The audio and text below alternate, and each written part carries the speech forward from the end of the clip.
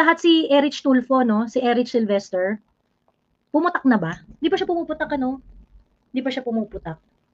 Wala ba sinasabi? Kapal ng mukha, ano? Sobrang kapal ng mukha ni Erwin Tulfo. Actually, itong mga Tulfo, may mga nagrereklamo na parang, kung kahit naman ganon, marami silang natulungan, ineme, ganon. Ito kasi hindi naiintindihan ng mga tao eh. Hindi po kayo tinutulungan ng mga Tulfo because dalisay ang puso nila. Tinutulungan nila kayo kasi they get something out of it. At mas malaki yung nakukuha nilang benepisyo sa inyo kaysa yung benepisyo nyo sa kanila. Nagigets nyo ba? So, hindi nila kayo tinutulungan, nililimusan niya kayo. Kung ano man yung tulong na inabibigay sa inyo ng mga Tulfo, limos yon, hindi yung tulong. Si Raffy Tulfo, yung Raffy Tulfo in action, grabe yung ano niyan, grabe na, bilyon na po ang kinita ni Raffy Tulfo dun sa kanyang Raffy Tulfo in action. Top YouTuber in the Philippines. Income.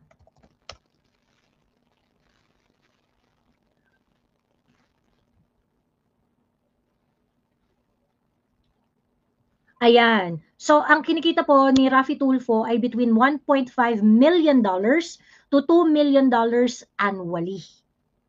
Yan po yung kinikita niya. Mas malaki pang magpapremyo si Vic Soto kaysa kay Raffy Tulfo doon sa mga sa Itbulaga eh. Halos parehas lang sila ng kita. Sige nga. Wala ka pa sa YouTube, Miss Joey. Nasa YouTube na. Nasa YouTube na po. Ayun. Nasa YouTube na.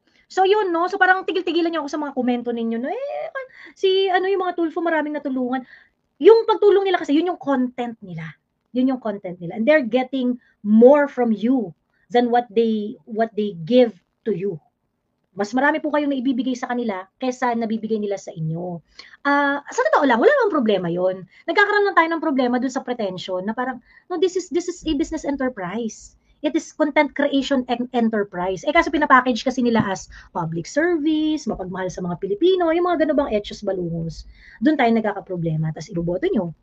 Di nagkaroon pa sila ng kapangyarihan. Ayan.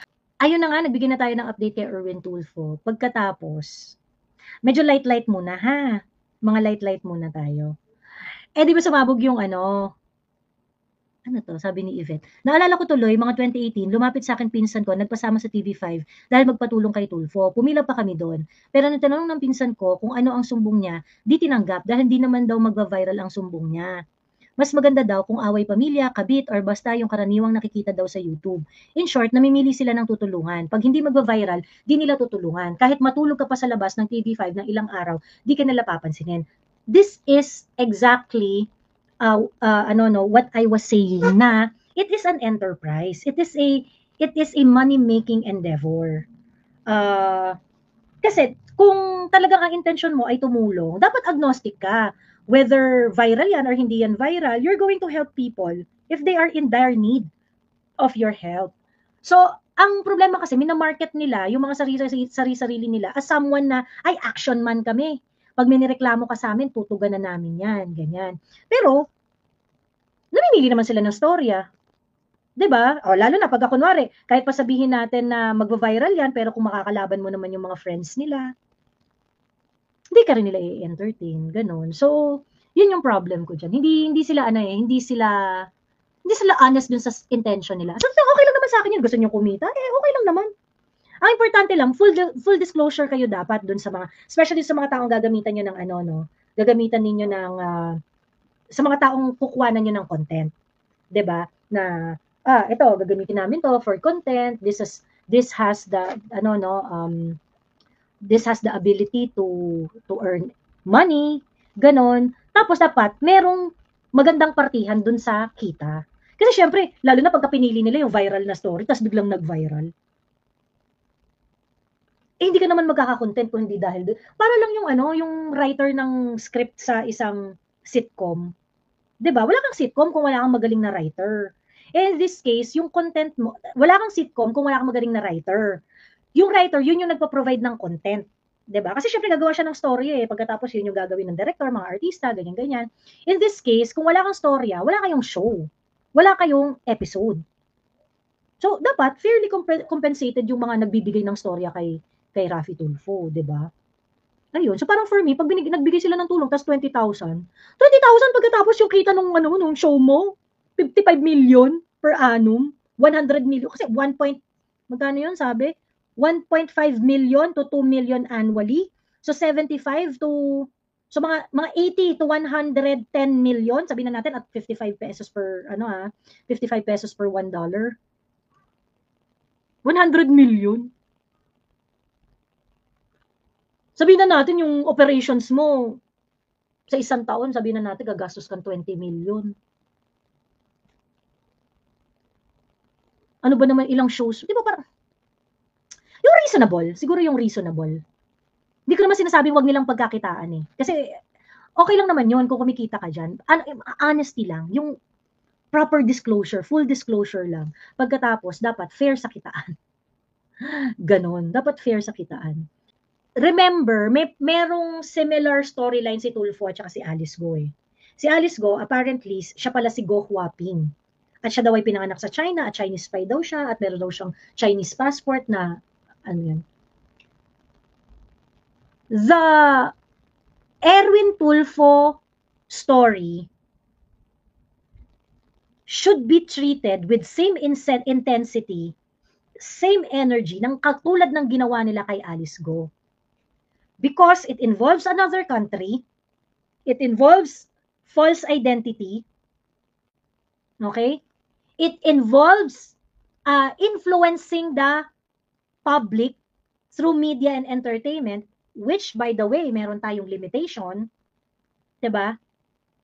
This really calls for yung fair treatment ng kagaya ng kung paano nyo tinrato si Alice Go, dapat ganun nyo rin tatratuhin si Erwin Tulfo, also known as Erich Sylvester. Eh ba hanggang hindi pa nag-explain si Erwin Tulfo eh. 'Di ba? May magandang churi yan. Mga parang yung mga gut feel ng mga nagko-comment sa post ko. Sabi, alam mo Miss Joey, ang iniisip namin dito, ang iniisip daw nung commenter na yon is that hindi kaya yung pagsabi na fake yung identity ni Erwin Tulfo is to fortify para pagdating daw ng 2028. Or for that matter, yung mga Tulfo, no? Kasi apparently parang para-parehas yata sila ng issue eh. Meron silang mga false na identity sa passport. Hindi ko pa lang alam kung, kasi yung kay Erwin Tulfo may document eh. Hindi ko alam kung may document doon sa ibang mga Tulfo, pero ayun na nga. Sabi niya, hindi ba baka kaya nila nilalabas yan, sasabihin na, kasi kung gumamit ka ng false identity, ibig sabihin, hindi ka naman talaga Amerikano. Hindi ka Amerikano. Kagaya nung kay Erwin Tulfo, ang kay Erwin Tulfo is, ang identity niya is, Filipino siya talaga. Filipino siya talaga, pero nagpretend siya na pinanganak siya sa Hawaii. Ganon. So, kasi di ba sa Amerika, sila dun eh, jus soli sila dun eh. So, kung pinanganak ka doon, you can acquire citizenship. So, pinanganak ka sa Hawaii, baka ma-afford ka ng US citizenship. Pero, dahil nga siya si Erwin Tulfo at na-verify na siya ipinanganak sa Pilipinas, so ibig sabihin, hindi ka talaga Amerikano. Pilipino ka talaga. Kasi late ka pa pinanganak eh, hindi ka naman pala sa Hawaii. Ganyan. So, if that's the case, si Erwin Tulfo ay talagang Pilipino. So, if Pilipino siyang tunay at let's say, in this case, niloko lang niya yung Amerika, doesn't change the fact na Filipino siya. So, pagka Pilipino siya, undoubtedly, then yung citizenship issue niya, hindi na magiging issue sa mga susunod na election cycle. Nagets niyo? May sense, di ba? So, kaya, kapag ka na-hurdle ni Erwin Tulfo, ng mga Tulfo brothers, itong panglilin lang na to, at nabigyan sila ng pagkakataon to run to office in next election cycles, magkakaroon tayo talaga ng senador at maraming Tulfo sa gobyerno na mapanling lang. Ayun. Kaya hindi po pwedeng itong ginagawa nila na pamimeke ng passport at pag misrepresent ng kanilang data sa kanilang US passport. dapat talaga meron tong accountability, dapat meron tong consequence, ayun. So hindi ko lang alam, that is only pertaining to the issuance of passport, no? There are so many aspect to this. So yung ibang mga aspeto diyan, iwan na lang natin sa mga abogadong lalo na yung mga immigration lawyers na maaring mag-discuss ng mga ganyan-ganyan, at saka dun sa mga yung citizenship ang expertise pagdating sa kanilang practice. Kasi if you notice, yung document ni Erwin Tulfo, meron siyang, teka lang ha, meron siyang social security number at saka passport number na nandun. Yung social security number niya,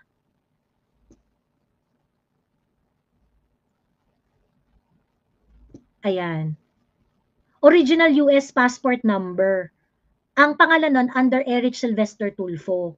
Pero meron rin siyang social security number under the name of Erich S. Tulfo. So parehas palang Erich Tulfo, no? So wala pala talaga yung Erwin.